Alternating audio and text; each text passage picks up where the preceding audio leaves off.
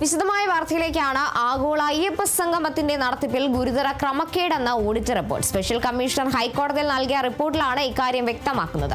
കോടതി ഉത്തരവ് ലംഘിച്ചാണ് പരിപാടി നടന്നതെന്നും കണക്കുകളിൽ വ്യക്തതയില്ലെന്നും റിപ്പോർട്ടിൽ പറയുന്നു. ഇവന്റ് മാനേജ്മെന്റ് കമ്പനിക്ക് പന്തൽ നിർമ്മാണം അടക്കം നൽകിയത് ടെൻഡർ ഇല്ലാതെയാണെന്നും റിപ്പോർട്ടിലുണ്ട്. വിവരങ്ങളുമായി ഡി ബിനോയ് ചേരുന്നുണ്ട്. ബിനോയ്, എന്തായാലും ആഗോള അയ്യപ്പ സംഗമത്തിന്റെ നടത്തിപ്പിൽ ഗുരുതര ക്രമക്കേട് ഉണ്ടായിട്ടുണ്ടെന്നാണ് ഓഡിറ്റ് റിപ്പോർട്ടിൽ പറയുന്നത്. കോടതി ഉത്തരവ് ലംഘിച്ചാണ് പരിപാടി നടന്നതെന്നും അതുപോലെ തന്നെ കണക്കുകളിൽ വ്യക്തതയില്ല എന്നും അടക്കമുള്ള കാര്യങ്ങളാണ് റിപ്പോർട്ടിൽ സൂചിപ്പിക്കുന്നതെന്നാണ് വിവരം. കൂടുതൽ എന്തെല്ലാം കാര്യങ്ങളാണ് റിപ്പോർട്ടിൽ സൂചിപ്പിക്കുന്നത്? ശബരിമല വികസനവുമായി ബന്ധപ്പെട്ട് കഴിഞ്ഞ വർഷം സെപ്റ്റംബറിലാണ് പമ്പയിൽ ആഗോള അയ്യപ്പ സംഗമം സംഘടിപ്പിച്ചത്. ഇതിൻ്റെ ഭാഗമായി ഏകദേശം 7.5 കോടിയോളം രൂപ ചെലവായി എന്നുള്ള കണക്കുകളാണ് ഇപ്പോൾ തിരുവിതാംകൂർ ദേവസ്വം ബോർഡ് തയ്യാറാക്കിയിരിക്കുന്ന ഓഡിറ്റ് റിപ്പോർട്ടിലുള്ളത്. എന്നാൽ ഈ ഓഡിറ്റ് റിപ്പോർട്ടിൽ വലിയ തരത്തിലുള്ള ക്രമക്കേടുകൾ ഉണ്ട് എന്നാണ് ശബരിമല സ്പെഷ്യൽ കമ്മീഷണർ ജയകൃഷ്ണൻ, അദ്ദേഹം ജില്ലാ ജഡ്ജിയാണ്, അദ്ദേഹത്തിൻ്റെ കണ്ടെത്തൽ. കണ്ടെത്തിയ ഓഡിറ്റ് റിപ്പോർട്ടിനെതിരെയുള്ള ഒരു റിപ്പോർട്ടാണ് കോടതിയിൽ സമർപ്പിച്ചിരിക്കുന്നത്.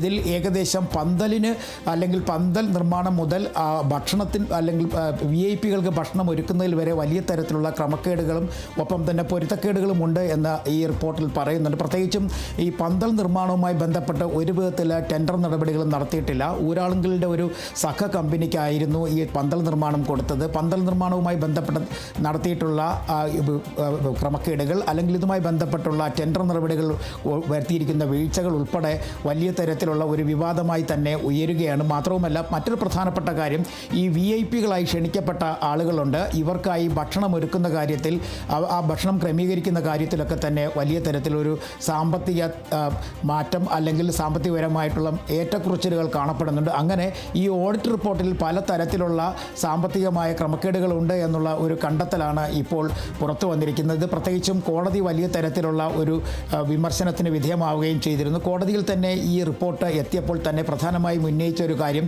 ഈ നടപടികളെല്ലാം തന്നെ സുതാര്യമായിരിക്കണം എന്ന് വ്യക്തമായി അന്ന് ഈ അയ്യപ്പ സംഘവുമായി ബന്ധപ്പെട്ട സംഘാടക സമിതി യോഗം ചേർന്നപ്പോൾ മുതൽ തന്നെ കോടതി നിർദ്ദേശം നൽകിയിരുന്നു. എന്നാൽ ആ നിർദ്ദേശങ്ങൾ കൃത്യമായി പാലിക്കപ്പെട്ടിട്ടില്ല എന്ന് വേണം ഈ ശബരിമല സ്പെഷ്യൽ കമ്മീഷണർ നൽകിയിരിക്കുന്ന റിപ്പോർട്ടിൽ നമുക്ക് വ്യക്തമാകുന്നത്. മറ്റൊരു പ്രധാനപ്പെട്ട കാര്യം എടുത്തു പറയാനുള്ളത്, ഈ ശബരിമല ആഗോള അയ്യപ്പ സംഘവുമായി ബന്ധപ്പെട്ട് വലിയ തരത്തിലുള്ള ഫണ്ട് ശബരിമല വികസനത്തിന് എത്തും എന്നായിരുന്നു അന്ന് ദേവസ്വം മന്ത്രി VN വാസവൻ ഉൾപ്പെടെയുള്ളവർ പറഞ്ഞിരുന്നത്. എന്നാൽ അത്തരത്തിലൊരു ഫണ്ട് ശബരിമലയ്ക്ക് എത്തിയില്ല എന്ന് മാത്രവുമല്ല, ഏകദേശം 3.5 കോടിയോളം രൂപയുടെ ബാധ്യത ഇപ്പോൾ തിരുവിതാംകൂർ ദേവസ്വം ബോർഡിന് ഉണ്ടായിരിക്കുന്നു എന്നുള്ളതാണ് എടുത്തു പറയേണ്ട ഒരു പ്രധാനപ്പെട്ട കാര്യം. അതിനെല്ലാം ഉപരിയായി ഈ ആഗോള അയ്യപ്പ സംഗമത്തിൻ്റെ സംഘാടകർ എന്ന നിലയ്ക്ക് സംസ്ഥാന സർക്കാർ എന്തുമാത്രം തുക ചിലവിട്ടു എന്നുള്ള കാര്യങ്ങളൊക്കെ തന്നെ ഒരു വലിയ ചോദ്യചിഹ്നമായി ഉയരുന്നു. ഒപ്പം തിരുവിതാംകൂർ ദേവസ്വം ബോർഡിൻ്റെ വികസന പ്രവർത്തനങ്ങൾക്കും ഭാവി കാര്യ പ്രവർത്തനങ്ങൾക്കുമായി കരുതൽ ധനമായി സൂക്ഷിച്ചിരുന്ന പൈസയിൽ നിന്നുമാണ് 3 കോടിയോളം രൂപ അഡ്വാൻസായി എടുത്തുകൊണ്ട് ഈ ശബരിമല ആഗോള അയ്യപ്പ സംഗമത്തിനായി ചെലവിട്ടത്.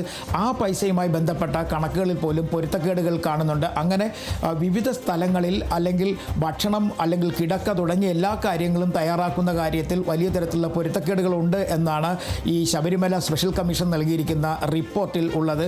നേരത്തെ ആഗോള അയ്യപ്പ സംഗമം സംഘടിപ്പിച്ചപ്പോൾ മുതൽ തന്നെ കോടതിയുടെ ഒരു നിരീക്ഷണമുണ്ടായിരുന്നു. ഏതൊക്കെ തരത്തിൽ എങ്ങനെയായിരിക്കണം ആഗോള അയ്യപ്പ സംഗമം സംഘടിപ്പിക്കേണ്ടത്, അതുമായി ബന്ധപ്പെട്ട നടപടിക്രമങ്ങൾ കൃത്യമായി പാലിക്കണം എന്നുള്ള നിർദ്ദേശങ്ങളുണ്ടായിരുന്നു.